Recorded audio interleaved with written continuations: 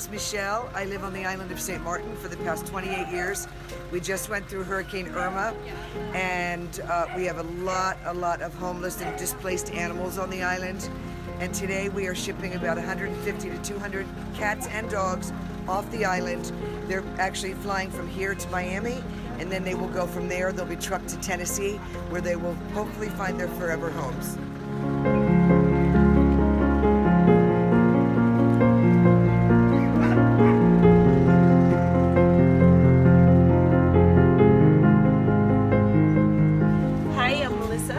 These are my 3 fosters. This is Hope and her puppy named Logan. They're from the I Love My Island Dog Shelter. And this sweet girl was found abandoned the day before Irma. So I've taken care of them the last month. They got pretty attached, but yeah, now they're gonna find good homes in the States. And, yeah, it's just sad for me because I really got attached to them. But I can't keep them. I already have 2 at home. We're kind of old. And I live in a condo. I don't have a yard. I can't have 5 dogs. So, getting back to normal, and I'm just going to have 2 dogs. Not 5. So this is Hope. And her puppy. And Irma dog. Irma.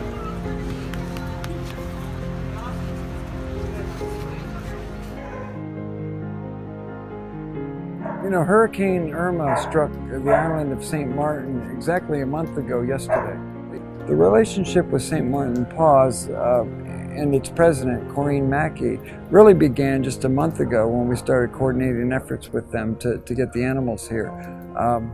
So we've gotten to know them through a rescue, an incredible group of committed individuals who are doing tremendous work on the island, on an island that doesn't have a lot of resources for animals.